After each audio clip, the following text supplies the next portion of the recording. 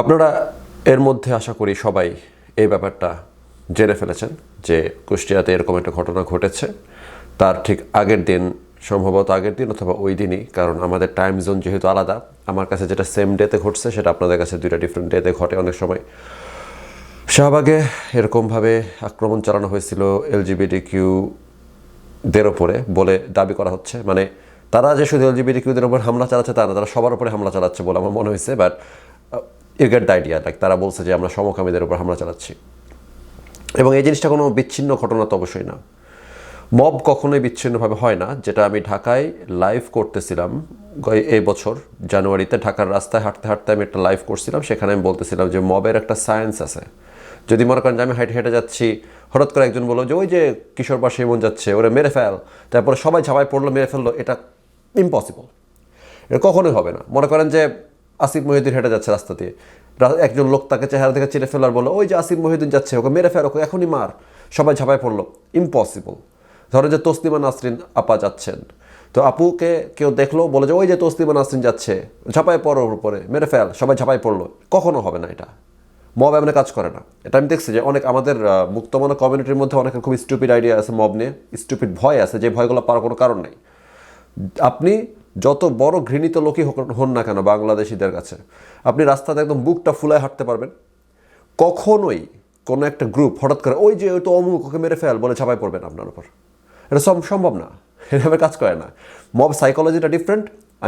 আমি বলতেছি actual mob psychology, মানে যেখানে আপনি 10 জন 20 জন মানুষ আছেন, এই 10 জন 20 জন মানুষের কিছু সাইকোলজি আছে। এই সাইকোলজিগুলো থেকে মানুষ কখনো এভাবে বের হয়ে আসতে পারে না। বি হাইভের মতন, যেরকম মৌমাছির কিছু সাইকোলজি আছে, আপনি চাইলেও ওদেরকে যদি আপনি শিখানো, স্কুলে নিয়ে এসে মৌমাছিদেরকে শিখান যে মৌমাছিরা আজকে থেকে ওয়ার্কাররা তোমরা এই কাজটা না করে এই কাজটা করবা, ওরা পারবে না করতে, কারণ এটা এভাবে কাজ করে না। একইভাবে মানুষকেও যদি আপনি ব্ল্যাকবোর্ডের সামনে নিয়ে এসে শিখান যে এই মবের দল তোমরা এই কাজটা না করে এই কাজটা করবা, ওরা করতে পারবে না। যখন মানুষ এটা মবের মধ্যে থাকে তখন কিছু জিনিস আছে যেগুলো আপনি জ্ঞান বুদ্ধি বিবেক দিয়ে করতে পারবেন না। যেমন একটা কথা বলা হয়, খুব ফেমাস একটা কথা, যে একজন মানুষ হচ্ছে একজন স্মার্ট ইন্ডিভিজুয়াল, কিন্তু এখন যখন 10 জন মানুষ একসাথে হয় তখন তারা একটা স্টুপিড মব। 10 জনই স্মার্ট মানুষ যখন একত্র হয় তখনও তারা স্টুপিড মব, আনলেস তারা খুবই অর্গানাইজডভাবে একত্র করা হয়েছে। যেমন অফিস রুম, এই অফিস রুমের ডিজাইন থেকে শুরু করে সব কিছু, একটা কর্পোরেট অফিস যেভাবে চলে সেগুলো আসলে মানুষের এই সাইকোলজির উপর বেস করে তৈরি করা হয়েছে। Hierarchy, leadership, alpha male, CEO, flat structure এবং হচ্ছে আপনার top down bottom up structure, এগুলো করার কারণ আছে। কারণ হচ্ছে যে মানুষ মব হলে স্টুপিড হয়ে যায়। যদি আপনি এই যে স্ট্রাকচার ওয়েতে কর্পোরেট অফিসে যেরকম স্ট্রাকচার মেনটেন করা হয়, এটা না করা হইলে দেখবেন কি যে ট্যালেন্টেড 10টা টপ 4 আউট অফ 4 পাওয়া, অথবা অনেকগুলো প্রজেক্ট করে আসে, একটা ব্রিলিয়ান্ট ছেলেকে নিয়ে আসছেন, একটা ব্রিলিয়ান্ট মেয়েকে নিয়ে আসছেন, 50টা মানুষ আপনার এমপ্লয়ি, এবং এই 50টা মানুষ স্টুপিডের মতন কাজ করতেছে যদি স্ট্রাকচার না থাকে। সেজন্য বলতেছে যে মব কালচারটা আপনাকে বুঝতে হলে মব জিনিসটা কেমন কাজ করে বুঝতে হবে। এবং যেটা বললাম যে কিশোরবাসী এমন রাস্তাতে হেঁটে গেলে তাকে মারবে, এই ভয় কারণেই। এই জন্য আমি প্রত্যেক বছর দেশে যাই। আমি তো মবের সাইকোলজি সায়েন্সটা জানি। আমি লাইভেও বলছিলাম যে যদি এই সায়েন্স কাজ না করে আমি অবাক হয়ে যাবো, কারণ বিজ্ঞানের ওপর আমার অসীম ভরসা। আমি জানি যে আমাকে রাস্তাঘাটের লোকজন চিনে ফেলে, কিন্তু আমাকে মারতে আসবে না। এটা আসিফ মহিউদ্দিনকে মারতে আসবে না, আসাদ নূরকে মারতে আসবে না, তসলিমা নাসরিনকেও মারতে আসবে না, কাউকেই মারতে যেতে পারবে না, আনলেস ঠিক যেরকম কর্পোরেট স্ট্রাকচার তৈরি করা হয়েছে সেভাবে স্ট্রাকচারালি আপনি মবকে লেলাই দিতে পারেন।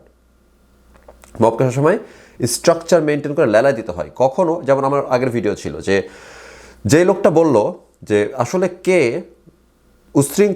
বিশৃঙ্খলা সৃষ্টি করছে, আইনের কাতারে যেটা লেখা আছে ধর্ম অনুভূতিতে আঘাত দেওয়া বিশৃঙ্খলা সৃষ্টির উদ্দেশ্যে, এই আইনটাকে আমি অ্যাবলিশ করতে চাই না। আসলে এই আইনটাকে আমি ঠিক মতন প্রয়োগ করতে চাই।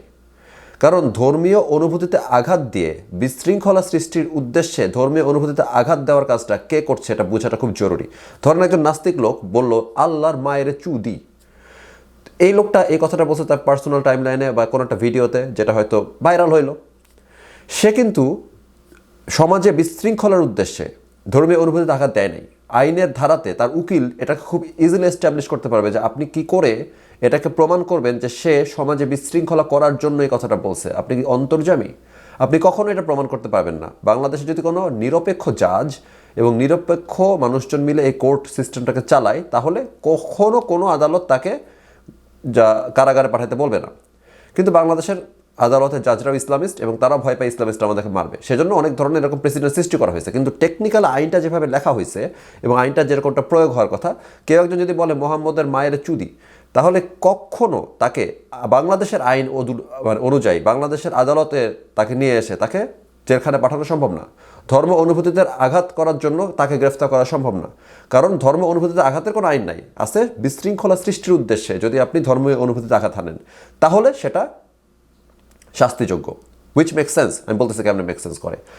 এখন এই লোকটা যদি এই কথাটা বলছে, এই কথাটা বলার কারণে 30 জন লোক এসে তার বাড়ি ভাঙছে, তার আশেপাশে 30টা বাড়ি ভাঙছে। বাংলাদেশের আদালত যেটা করার চেষ্টা করে, তারা দেখাতে চায় যে ওই স্ট্যাটাসটা দিল যে মোহাম্মদের মায়ের বাপ লিখলো যে সেই কথাটা লেখার জন্য বিশৃঙ্খলাটা হয়েছে, কিন্তু এটা ধপে টিকবে না। কারণ কি, সে বিশৃঙ্খলার সৃষ্টির উদ্দেশ্যে, মানে তার উদ্দেশ্য ছিল, ইন্টেন্ট ছিল বিশৃঙ্খলা সৃষ্টি করা, এটা কোনোভাবে প্রমাণযোগ্য না। সে হয়তো কোরআন পড়তে গিয়ে কোনো একটা বুলশিট কথা দেখে বিরক্ত হয়ে এটা লিখছে, সে হয়তো হাদিস পড়তে গিয়ে দেখছে যে মোহাম্মদ একটা লুচ্চামি করতেছে, সেজন্য সে বিরক্ত হয়ে লিখছে, হইতেই পারে। সে তো আর নিজে বিরক্ত হয়েছে না, আপনি একটা হাদিস পড়তে গিয়ে দেখলেন বিরক্ত লাগলো, এই লোকটা এগুলো কি পেডোফাইলের মতো কাজ করতেছে, বিরক্ত হয়ে আপনার কথা লিখছেন। এটা তো সমাজে বিশৃঙ্খলা সৃষ্টির উদ্দেশ্যে লেখেন নাই। আপনার ইন্টেনশন তো বিশৃঙ্খলা সৃষ্টি ছিল না, আপনার ইন্টেনশন ছিল মনের ভাব প্রকাশ করা, এবং সেটা সংবিধানে স্পষ্টভাবে সংরক্ষিত অধিকার। সেটা মোহাম্মদকে গালি দিলেও সমস্যা নাই, ওইটাও বাক স্বাধীনতার অংশ। এখন এই লোকটাকে যে মারতে 30 জন গেল, এটা কিভাবে স্ট্রাকচারালি তৈরি হয় সেটা আমি আপনাদেরকে একটা শর্ট টাইমে বলি। যে অনেক উদাহরণ আছে, আমি স্টাডি করে বলতেছি যে যেটা হয় যে সাধারণত আমি বলতেছি না যে কে অর্গানাইজ করছে, আমি একদম জাস্ট ফ্যাক্টস দিচ্ছি যে ঘটনাটা কি হয়, কি দৃশ্যমান হয়, অবজারভেশন আর কি। দেখা যায় কি, একজন ব্যক্তি মসজিদে জুম্মার নামাজের আগে অথবা পরে মুসল্লিদের সাথে আলোচনা করছে যে অমুক লোক কিন্তু এটা লিখছে, দেখেন ভাই, দেখেন ভাই, ফোনটা দেখেন ভাই, এই যে এই কথাটা লিখছে ভাই, দেখছেন ভাই, দেখছেন ভাই। এই লোকটাকে জামাত পাঠাইছে সেটা আমি এখন বলছি না, কিন্তু সাধারণত পাঠিয়ে থাকে। কিন্তু পয়েন্ট বিং যে একজন লোক এভাবে সবাইকে ফোন দেখায় যে দেখেন ভাই, দেখছেন ভাই, কি লিখছে ভাই, ইন্নালিল্লাহ ভাই, নাউজুবিল্লাহ ভাই, আস্তাগফিরুল্লাহ ভাই, দেখায়। তো এর মধ্যে মসজিদে মাত্র মুসল্লিরা আসা শুরু করছে, সে এটাকে সবাইকে দেখাচ্ছে। দেখানোর পরে যখন নামাজের আগে কথা হচ্ছে, বলতেছে যে সে বলছে কি জানেন ভাই, মোহাম্মদকে নাকি সে চোদে, মোহাম্মদ নাকি কচি কচি মেয়েদেরকে চুত্ত, এটা বলছে ভাই, কি খারাপ কথা ভাই, সেটা বলতেছে। এবং যখন নামাজটা শেষ হচ্ছে তখন দেখা যাচ্ছে সে অথবা অন্য একজন দাঁড়ায় বলতেছে, এই অমুক জেলাতে, অমুক পাড়াতে বা অমুক ব্লকের অমুক বাসার মধ্যে একজন নাস্তিক এরকম একটা কথা লিখছে, আপনারা নামাজের পরে আমরা তার বাসায় যাচ্ছি, তার কাছে আমরা জবাবদিহিতা চাইবো, আপনি কি আসবেন নাকি? তো এই লোকটা যে বলল, সে কিন্তু মসজিদের দ্বারাই বললো যে একজন মোহাম্মদকে নিয়ে লিখেছে যে মোহাম্মদের মায়ের এসে চলে, আপনারা আসবেন? তো মুসল্লিদের আমাকে বলবে ইয়েস, আসবো আসবো। এরপরে দেখা যাচ্ছে কি, এই অবজারভেশন, কিন্তু আমি বলতেছি না কে কোনটা করছে, হ্যাঁ, কে কীভাবে সাজাইছে, এগুলো হচ্ছে। এরপরে দেখবেন যে ওই লোকটার পিছনে বের হয়ে আসলো 20 জন লোক। এই 20 জন কিন্তু আগে থেকেই জানে যে তারা আজকে ভাঙচুর করতে যাবে, কিন্তু এই 20 জন লোকের সাথে বের হয়ে আসলো আরও 250 জন মুসল্লি, যারা কিছু জানে না, অবলিভিয়ন। এখন দেখেন এই লোকগুলা একসাথে হইল 300 জন, 300 জন মিলে তারা মার্চ পাস্ট করতে করতে চলে গেল অমুক বাসার সামনে। এবং এর মধ্যে যারা সাধারণ মুসল্লি, তারা ভাবছিল যে আমরা ধরে নিয়ে আসবো, ওকে আমরা গালি দিব, ওকে আমরা মানে দরকার 2টা থাপ্পড় দিব, তারপর তাকে আমরা গ্রেফতার করে পাঠাই দিব, মানে গ্রেফতার করতে পাঠাই দিব আইনের কাছে, এটা তারা ভাবছে। কিন্তু এই যে 20 জন লোক, তারা আসছে খুন করতে, এবং তারা খুনটা করে ফেললো। এখন 300 জনের নামে তো আর মামলা দিতে পারবেন না, এখানে কালেকটিভ গিল্টের একটা ব্যাপার আছে। বাকি 280 জন চুপ করে থাকবে, আপনাকে প্রোটেকশন দিবে, কারণ সে নিজেও তখন খুনের আসামি হয়ে যাবে না হলে। সো পুরো এলাকা আপনার পক্ষে, পুলিশ এসে সাক্ষী খুঁজে পাবে না, কেউ কিছু বলতে চাবে না, হয়তো কিছু বলবে কিন্তু কোনো স্পেসিফিক আসামি পাবেন না, কারণ খুঁজতে গেলে তো সেও আসামি হয়ে যাবে।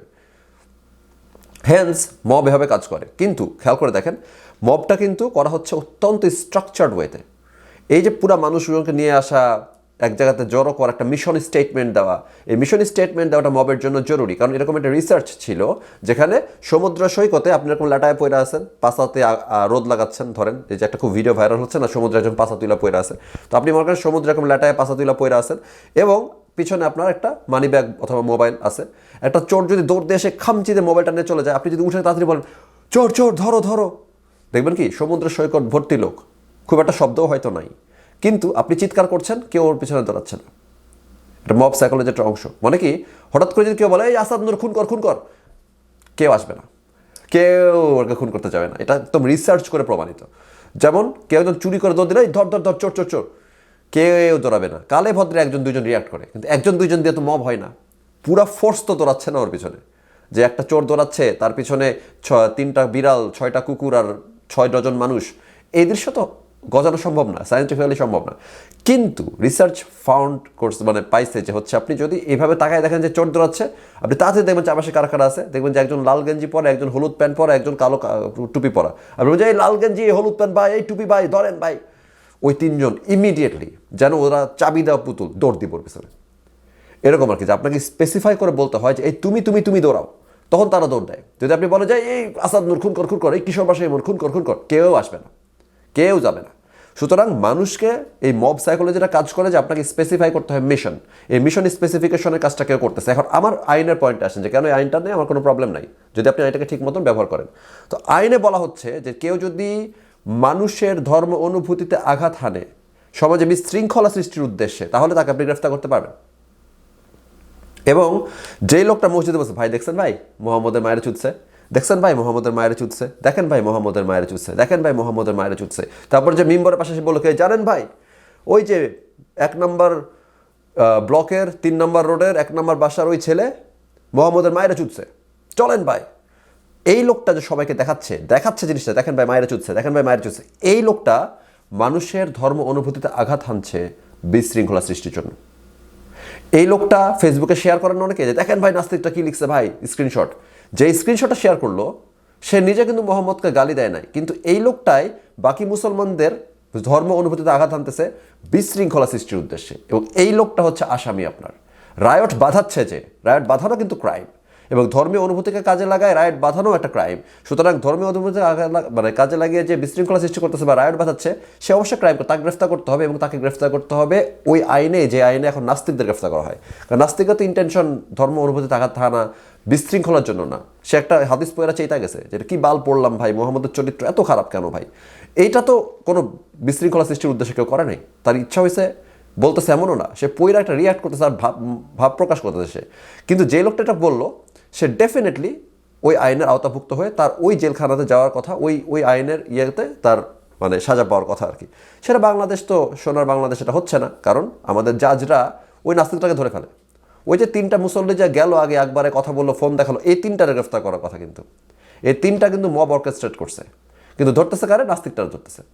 এখন শেষ করে দিই যে আমি এই বিষয়টা নিয়ে কথা বলতে একটু দেরি করে আসছি, কারণ প্রথমে আমার মুখ দিয়ে যা বের হচ্ছিল সেগুলো অশ্রাব্য, সভ্য সমাজে তুলে ধরার যোগ্য না, এবং আইন এবং আদালতের প্রতি শ্রদ্ধাশীলও না। তাই আমি টাইম নিছি, এবং আমি আইন এবং আদালতের প্রতি শ্রদ্ধাশীল থেকে যদি কিছু বলতে চাই যে কেমন আপনি মব ঠেকাবেন, সমাধানটা কি। ক্যালিফোর্নিয়াতে আইসের বিরুদ্ধে যে প্রোটেস্ট হয়েছে 25-26 সালে, আপনি ওটা একটু খুঁজে দেখেন, অনেকগুলো পুলিশের গাড়িতে হামলা করছে, অনেক পুলিশের সাথে সফট ফাইট করছে প্রোটেস্টাররা, প্রচুর পরিমাণে ভায়োলেন্স করছে, ভাঙচুর করছে, লুটপাট করছে, সবই হয়েছে। মানে জুলাই আগস্ট কে আওয়ামী লীগের অনুসারীরা যে বলেন যে জুলাই আগস্টে প্রচুর বিশৃঙ্খলা হয়েছে, ক্যালিফোর্নিয়াতে গত বছরের এই বছর যা হয়েছে সেটা জুলাই আগস্টের কম করে হলো 10 গুণ বড় একটা ঘটনা। মানে বিশৃঙ্খলা অনুযায়ী, পুলিশের গাড়িতে আগুন লাগানো, পুলিশের গাড়ি ভাঙ্গা দেওয়া অনুযায়ী, পুলিশকে ধাক্কাধাক্কি করা অনুযায়ী জুলাই আগস্ট থেকে অনেক বড় ঘটনা। যেভাবে জুলাই আগস্ট শুরু হয়েছিল তার থেকে অনেক গুণ বেশি ভায়োলেন্স প্রোটেস্টাররা দেখাইছে ক্যালিফোর্নিয়াতে।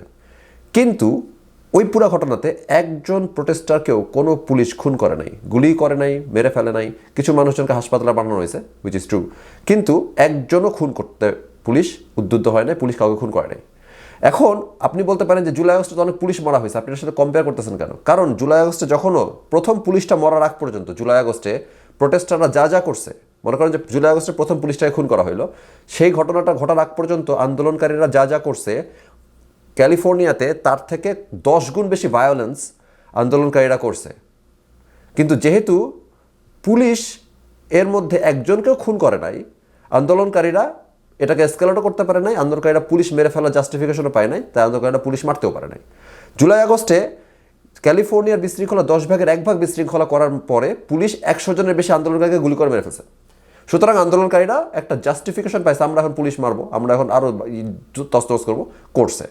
সুতরাং বলতে চাচ্ছি যে মব কখনো আপনি গুলি করে ঠেকাতে পারবেন না। আবেগে মনে হয় কি যে গুলি করে মব ঠেকাই দিই, গুলি করে মব ঠেকানো যাবে না। এবং মব যে সাইকোলজি, সেটার সাথে জাস্টিস সিস্টেম কমপ্লিটলি অপোজিট, এবং কখনোই জাস্টিস সিস্টেম দিয়ে মবকে ডিটারেন্ট করা যায় না। কারণ কি, এই যে পীর সাহেবকে যে মেরে ফেললো এরা গিয়ে, জাস্টিস যদি আপনি চান, আপনি যদি জাস্টিস আসলে চেয়ে থাকেন, আপনাকে এই লোকগুলোকে গ্রেফতারের জন্য একটা মামলা করতে হবে, চার্জশিট প্রণয়ন করতে হবে, খুঁজতে হবে কে কে জড়িত ছিল, সে খুঁজে বের করার পরে আপনি কখনোই 50-60 জনের মধ্যে 50-60 জনকে পাবেন না, হয়তো 3-4 জনকে শনাক্ত করতে পারবেন, অথবা 10-12 জনকে, এই 10-12 জনের নামে মামলা দিতে হবে। এই 10-12 জন এবং অজ্ঞাতনামা লেখা থাকবে, এই 10-12 জনকে গ্রেফতার করবেন, গ্রেফতার করে রিমান্ডে নেবেন, রিমান্ডে নিয়ে তাদের মাধ্যমে আরও জানার চেষ্টা করবেন যার কারা কারা ছিল, তাদের সবাইকে নিয়ে আসবেন এবং তারপরে আপনি পুরো চার্জশিটটা তৈরি করতে পারলে আদালতের কাছে পাঠাবেন। এরপরে আদালতে কেস শুরু হবে। এই প্রসেসটা শেষ হইতে হইতে 2026 সালের এপ্রিলে হলো না, এই প্রসেসটা শেষ হইতে হইতে সম্ভাবনা আছে 2028 সালের ডিসেম্বর চলে আসবে।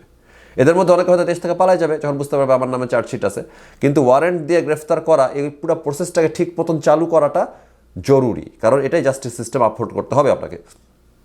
ধরা যাক সবাইকে গ্রেফতার করা গেল, সবাইকে নিয়ে আদালতে পাঠানো হলো 2028 সালের ডিসেম্বরে। আদালতে কোর্টে যেভাবে কাজ করে, আমার অনেক ফ্রেন্ডই কোর্টের বিভিন্ন কেস ফাইট করছে, আমি জানি যে কোর্টের যে ডেটগুলো আসবে, প্রথম ডেট আসলো, সেই ডেটের মধ্যে কিন্তু জাজ এসে বলবে এই এদের নামে দেখি পরিষ্কার চার্জপত্র আছে, সবগুলোরে ফাঁসিতে ঝুলাই দাও, এটা সম্ভব না। কোর্টের ফার্স্ট ডেটটার পরে সেকেন্ড ডেট পাওয়া যাবে হয়তো 2029 সালের মে মাসে। 2029 সালের মে মাসে যখন সেকেন্ড ডেট আসবে কোর্টে, তারা আবার সবাই আসবে, আসামি, বিবাদী, বাদী সবাই আসবে, অথবা আসবে না, তারা শুধু এভিডেন্স কালেক্ট করার জন্য একটা ডেট দেওয়া হবে। ধরুন এভিডেন্স সাবমিশনের জন্য ডেট, নতুন এভিডেন্স দেওয়ার জন্য ডেট, পিছনে কথাবার্তা বলার জন্য ডেট, জুরি যদি ফাইন করতে হয় সেটার জন্য ডেট, সব কিছু আলাদা ডেট দেওয়া হইতে পারে। এবং সেই ডেটগুলো যে দেওয়া হবে, দেখা গেলো মে মাসের 29 তারিখে একটা, 29 সালের মে মাসে একটা ডেট পড়লো, যেটাতে এখন পর্যন্ত কেস নিয়ে কথা শুরুই হয়নি। 28 সাল পর্যন্ত গেছে পুলিশের কেস সাজাইতে, 29 সাল চলে আসছে, সেকেন্ড কোর্ট ডেটে কোনো কথাই শুরু হয় না এখনও। তারপরে হয়তো থার্ড কোর্ট ডেট পাওয়া গেল অক্টোবরে, সেখানেও তেমন গুরুত্বপূর্ণ কথা নয়, হয়তো কিছু এভিডেন্স দেওয়া হয়েছে, চার্জশিট কিছু চেঞ্জ করা হয়েছে ইত্যাদি। ফোর্থ কোর্ট ডেটে হয়তো 2-1 স্বাক্ষর নেওয়া হয়েছে। ফিফথ কোর্ট ডেটে, যেটা অলরেডি 2030 সালের জানুয়ারি, সেখানে হয়তো আরও 2-1 স্বাক্ষর নেওয়া হয়েছে। এবং যারা আসামি তাদের ডিফেন্ড করার রাইট আছে, তারা খুঁজে বের করতেছে যে কেসের ভাষাটা কী। কারণ দেখেন, এখানে কিন্তু জাস্টিস মানে এটা না যে আপনার যেটা হয়েছে আল্লাহ এসে আপনার বিচার করে দিবে। যেভাবে আপনার নামে কেসটা লেখা হয়েছে, যেভাবে আপনার নামে এভিডেন্স সাবমিট করা হয়েছে, যেই ধরনের ধারাগুলো আপনার জন্য হুমকি, আপনার উকিল খোঁজার চেষ্টা করবে যে কীভাবে, যদি ওয়ার্ডিং হইতে পারে, একটা শব্দ একটু ভিন্নভাবে লেখা হয়েছে, যে কারণে আপনাকে বের করে নিয়ে আসা সম্ভব। সবাই জানবে আপনি খুনটা করছেন, কিন্তু আপনাকে ফাঁসি দেওয়া যাবে না, আপনাকে শাস্তি দেওয়া যাবে না, ছেড়ে দিতে হবে, আবার শূন্য থেকে শুরু করতে হবে জিনিসটা, যেটা ব্যাক টু 2028 এর ডিসেম্বর। কিন্তু এখন অলরেডি 2030 সালের নভেম্বর চলতেছে, আপনাকে প্রথমবারের মতো সুযোগ দেওয়া হয়েছে বা দ্বিতীয়বারের মতো সুযোগ দেওয়া হয়েছে, আপনি নিজেকে ডিফেন্ড করতেছেন, এবং সেগুলো ডিফেন্ড করতেছেন জুরির সামনে না, হয়তো বাইরে। ইভেনচুয়ালি 2031 সাল চলে আসছে, এখন হয়তো জুরিতে যাবেন, আপনি ট্রায়ালেই যাবেন শেষ পর্যন্ত। এবং এই ট্রায়ালের মধ্যে আসা হয়েছে জুরি সিস্টেম যদি থাকে তাহলে জুরি আসবে, জুরি সিস্টেম না থাকলে যেইটা আছে সেটা অনুযায়ী হবে। তো ধরেন 2031 সাল চলে আসছে, 31 সাল আসার পরে সামহাও আপনার নামে শাস্তিটা চলে আসছে, রায় দেওয়া হয়েছে, ওর ফাঁসি দেওয়া হবে। ঘটনা ঘটছে কবে? 2026 সালে। 31 সাল গেছে শুধু আপনার নামে ফাঁসি দেওয়ার জন্য, কিন্তু আপনার ফাঁসি হবে না, কারণ আপনি তখন আপিল করবেন, উচ্চ আদালতে চলে যাবেন হয়তো। এবং উচ্চ আদালতে গেলেন, এটা 31 সালের জানুয়ারিতে আপনার নামে ফাঁসি রায় দেওয়া হয়েছে, ওদের প্রথম ডিসিশন আসতে আসতে, কারণ অনেক কেস তো পড়ে আছে, হয়তো দেখা যাবে 2031 সালের জুলাই মাসে প্রথম কেস পাইছেন, ডেট পাইছেন, জুলাই মাসে ওরা বলে তোমরা আবার সাবমিট করো, কারণ প্রথম দিন তো আপনাকে রায় দিবে না, সাবমিট করলেন, আবারও ডেট দেওয়া হইলো হয়তো 2032 সালের ফেব্রুয়ারিতে। 2032 সালের ফেব্রুয়ারিতে আদালত বললো যে না, আমার মনে হচ্ছে তোমার ফাঁসি হওয়া উচিত, ওকে। এবং তারপরে আপনি আবারও এই জায়গাতে যে ফাঁসি হওয়া উচিত বলা হলো, এরপরে আবার আপনাকে যে ডিটেইন করা, প্রসেস করা, ফাঁসির ডেট ঠিক করা, 2032 সালে যদিও বা আপনাকে ফাইনালি হাইকোর্টও বলছে যে, এখানে পেঁচায় ফেললাম, হাইকোর্ট নাকি সুপ্রিম কোর্ট, এনিহাও উচ্চ আদালত আপনাকে বলছে যে এই কেস আপনি ক্যান্সেল করতে পারবেন না। এবং তারপরে আপনাকে পাঠানো হইল ওই শাস্তি দেওয়ার জন্য। শাস্তিটার যে প্রসেস, হয়তো দেখা যাবে 2035 সালের 17ই নভেম্বর আপনার ফাঁসির ডেট ঠিক করা হয়েছে, 2026 সালে কিছু লোক দৌড় দিয়ে যে একটা মানুষকে মেরে ফেলছিল, 2035 সালে তার ফাঁসি হচ্ছে। এটা হচ্ছে আইনের এবং আদালতের শাসন, এবং এটা তো আপনাকে বিশ্বাস করতে হবে। যেমন দীপুচন্দ্র দাসের হত্যাকারীদেরকে গ্রেফতার করা হয়েছে, আপনার রক্ত ফুটে যেতেই পারে, কিন্তু আপনাকে অপেক্ষা করতে হবে। এবার কেসের পর আদালতের ডেটের পর ডেট যাইতে থাকবে, আসতে থাকবে, 29 সাল হয়ে যাবে, দেখবেন দীপুচন্দ্র দাসের আসামির এখনও কিছু হয় নাই, কারণ কোর্ট তার আপন গতিতে চলতেছে। যদি কোনো প্রভাব মুক্ত ভাবে ওটাকে ডিল করা হয়, প্রভাব যদিও মানুষ করতে আসবে, প্রভাবিত করতে আসবে, বাট আমি ওটা বলতেছি না। যদি সবাই একদম ইউটোপিয়ান পৃথিবীতে আমরা বাস করি এবং কোনো প্রভাবিত করা ছাড়াই, আদালতে প্রভাবিত করা ছাড়াই যদি পুরো দীপু দেশের কেসটাকে হ্যান্ডেল করা হয়, স্টিল এইটার রায় আসতে আসতে ওদের ফাঁসি হইতে হইতে হয়তো 2035 সাল হয়ে যাবে। এখন আমার পয়েন্ট হচ্ছে যে যারা মব করে, মব যে ডিটারেন্স, মানে মববাজরা যে ভয় পাবে, আরে বাবা গেলে তো আমার পুলিশ ধরে ফেলবে, ফাঁসি হয়ে যাবে, এইটা আইন আদালত দিয়ে সম্ভব না করা। কারণ আইন আদালতে আপনি বিশ্বাস করলে, যখন 35 সালে যে ফাঁসি হচ্ছে, এই লোকটার বিচার হচ্ছে, সেটা কি আগামীকালকে যে মব পড়বে তার কি মনের মধ্যে কোনো প্রভাব ফেলতে পারে? পারে না। সুতরাং আইন আদালত এটা সম্ভব না। যেটা সম্ভব, সমাধানটা কি সেটা তাড়াতাড়ি বলি। আমেরিকার পুলিশকে যেভাবে ক্যালিফোর্নিয়াতে হ্যান্ডেল করা শেখানো গেছে, যে 5,000 প্রোটেস্টারকে টুস করে সরাই ফেলা, কীভাবে একটা মানুষকে খুন না করে ছত্রভঙ্গ করে দেওয়া হয়, এইটার ওপরে সায়েন্স আছে। সেই সায়েন্সটাকে বাংলাদেশের পুলিশের ট্রেনিং অন্তর্ভুক্ত করতে হবে এবং তাদেরকে ট্রেনিং দিতে হবে এটার উপরে। দ্বিতীয়ত, 1997 সালে ঘটনা সম্ভবত 2 ভদ্রলোক ভিডিও গেম দেখে ঠিক করছে যে আমরা একটা অ্যাডভেঞ্চার করবো। তারা করছে অটোমেটিক রাইফেল কিনছে, ওরা সেমি অটোমেটিক রাইফেল কিনে প্রচুর গোলা বারুদ কিনে একটা ব্যাংক লুট করতে গেছে, দাম গুলি করতে করতে 80 জনের মতো মানুষকে আহত কইরা এলাকা কাঁপাই ফেলছে। পুলিশ গেছে, পুলিশ এসে গুলি করে ওদের থামানোর চেষ্টা করছে, পুলিশের গাড়ি মারি পুলিশ টুলিশ সব গুলি করে উড়াই দিছে ওরা। কারণ কি? পুলিশের কাছে ছিল পিস্তল, ওর কাছে আছে রাইফেল। পুলিশের গাড়ি বহর এসে ঠেকাতে পারে না ওদেরকে। এরপরে আমেরিকান পুলিশের পুরো স্ট্রাকচার চেঞ্জ করতে বাধ্য হয়েছে তারা। এখন পুলিশের কাছে হেভি উইপনারিজ থাকে এবং পুলিশের এরকম প্রস্তুতি থাকে যে কোনো সময় যে কেউ যদি ভারী অস্ত্র নিয়ে নেমে পড়ে তাকে যাতে ঠেকানো যায়, এরকম পুলিশের সক্ষমতা বাড়ানো হয়েছে। বাংলাদেশের মব একটা প্রবলেম, সুতরাং বাংলাদেশের প্রত্যেকটা থানাতে এরকম ফায়ার পাওয়ার আর ম্যান পাওয়ার রাখতে হবে। প্রত্যেকটা থানাতে হয়তো ম্যান পাওয়ার থাকবে না, কিন্তু ইমিডিয়েটলি তারা যাতে 10টা থানা থেকে লোক নিয়ে আসতে পারে, যাতে করে যে কোনো জায়গাতে যদি 3000 লোক থেকে 5000 লোকের মব ক্রিয়েট করা হয়, সেই 5000 লোককে ইফ নিডেড গুলি করে থামানো সম্ভব। এরকম টাইপের একটা স্ট্রাকচার বাংলাদেশ পুলিশকে তৈরি করতে হবে। এখন আপনি বলতে পারেন আমাকে, যেটা আজকে একজন বলতেছিল যে ভাই গুলি করার কথা যদি বলেন তাহলে তো আপনারাই চিল্লা উঠবেন গুলি করলো কেন। না, অ্যাক্টে গুলি করলে সেটা নিয়ে কেউ কোনো সমস্যা করে না। ধরেন যে প্রোটেস্ট করতেছেন, ওখানে আপনি গুলি করতে পারবেন না, কিন্তু অ্যাক্টের মধ্যে যদি গুলি করেন, ধরেন যে একটা দল যাচ্ছে মাজার ভাঙতে তারা দৌড়ায় যাচ্ছে, তখন যদি আপনি গুলি করে সবাইকে পাখির মতো মেরে ফেলেন, কারণ মাজারে যেত তারা মাজারের লোকজনকে খুন করে ফেলবে। সুতরাং এই 300 জনকে আপনি গুলি করে মেরে ফেলেন, এর বিরুদ্ধে কোনো আদালতে পৃথিবীর কোথাও এটার বিরুদ্ধে পুলিশের নামে মামলা করা যাবে না। কারণ পুলিশ একটা হ্যাপেনিং ক্রাইম সিনের মধ্যে ক্রাইম হওয়ার আগে গুলি করে তাদেরকে ঠেকাইছে। এই যে গুলি করে আপনি 300 জনকে মেরে ফেললেন, আগামীকালকে কি দেখবেন ঢাকা শহর অচল, হেফাজতের লোকজন নেমে গেছে রাস্তায়, প্রোটেস্ট করতেছে, পুলিশ কেন আমার ভাইকে মারলো, আমার ভাই তো হাতে কোনো অস্ত্র ছিল না কেন মারলো। তারা যে অস্ত্র ছাড়াই মানুষ খুন করে ফেলে এবং তাদেরকে মারা যায় এখন বাংলাদেশের আইন অনুযায়ী লেজিট, এটা তারা বলবে না, কিন্তু তারা 50,000 লোক ঢাকার রাস্তায় নেমে বলবে কি আমরা প্রোটেস্ট করতেছি, আমরা আন্দোলন করতেছি, এই সরকারের পতন হওয়া অবশ্যই দরকার। এখন পার্থক্যটা খেয়াল করেন, এই যে 50,000 লোক নামলো, এদেরকে আপনি গুলি করতে পারবেন না। এরা অনেক উদ্ভট স্লোগান দিবে, এরা পুলিশের গাড়িতে আগুন লাগাই দিবে, যেমনটা ক্যালিফোর্নিয়ার পুলিশের গাড়িতে আগুন লাগাই দিয়েছিল। এরা পুলিশকে থাপ্পড় মারবে, ঘুষি মারবে, ঢিল মারবে, যেমনটা ক্যালিফোর্নিয়ার পুলিশকে করছিল। এরা পুলিশের গায়ে হাত তুলবে, পুলিশের ইউনিফর্মে হাত তুলবে, পুলিশের গাড়িতে হাত তুলবে, পাবলিক প্রপার্টিতে আগুন দিবে, সব কিছু করবে, কিন্তু এদের কাউকে আপনি গুলি করতে পারবেন না। এটাই সায়েন্স। এরা প্রোটেস্ট করতে আসছে, এরা আন্দোলনকারী, এরা বিক্ষোভকারীকে গুলি করা যাবে না। বিক্ষোভকারী দমানোর সায়েন্স দিয়ে 0 ক্যাজুয়ালিটিস রেখে এদেরকে ডিসপার্স করা শিখতে হবে পুলিশের। আবারও পরের দিন যদি দেখা যায় 30 জন মানুষ মব করে বলছে এই শাহবাগীদের মারবো, পুলিশ গুলি করে মেরে ফেলতে হবে এদেরকে। কারণ কি? এটা একটা অ্যাক্ট হচ্ছে, এই একদম অন দ্য অ্যাক্ট একটা হ্যাপেনিং একটা ক্রাইম সিনের মধ্যে আপনি 30 জনকে পাইছেন, যে 30 জন আরও কিছু মানুষকে হামলা করতেছিল মারার জন্য, এদেরকে আপনি গুলি করে মেরে ফেলতে পারবেন, দ্যাটস ফাইন। আবার এই 30 জন মরার পরে কালকে যখন আবার প্রোটেস্টের লোক নামবে, আবারও 30,000 লোক নেমে বলবে কি আমার ভাইকে গুলি করা হলো কেন, বিচার চাই, জবাব চাই। এই 30,000 লোককে আপনি গুলি করতে পারবেন না। এরা প্রোটেস্টার, এরা বিক্ষোভকারী। এরা করবে কি? পুলিশকে থাপ্পড় মারবে, এরা পুলিশকে কোপ দেওয়ার চেষ্টা করবে, এরা পুলিশের গায়ে আগুন দিবে, এরা প্রপার্টি ধ্বংস করবে। কিন্তু ক্যালিফোর্নিয়াতে যেরকম করছিল, কিন্তু এদের কাউকে গুলি করা যাবে না, এদের কাউকে খুন করা যাবে না। এদেরকে ওই বিক্ষোভকারী ডিসপার্স করা সায়েন্স দিয়ে ধরে নিয়ে যেতে হবে। আবারও পরের দিন যদি দেখা যায় যে 30 জন মানুষ কাউকে হামলা করতে যাচ্ছে, ওটাকে গুলি করতে পারবেন আপনি। সো আমেরিকায় পুলিশকে কেন কেউ কিছু বলতে পারেন, আমেরিকা এই কাজটা করে। আমেরিকার পুলিশ যখন আপনি কিছু একটা করতে যাচ্ছেন, দাম গুলি করে মেরে ফেলবে আপনাকে। তারপরে যখন ওটার বিরুদ্ধে আপনি প্রতিবাদে নামবেন, আপনাকে ফুলের টাকাও দিবে না, 0 ক্যাজুয়ালিটিস। এই জিনিসটা বাংলাদেশের পুলিশকে শিখতে হবে। এটা একমাত্র সমাধান মব থেকে বাঁচার জন্য। অনেক কথা বলে ফেলছি, সবাই ভালো থাকবেন, আজকের জন্য বিদায়।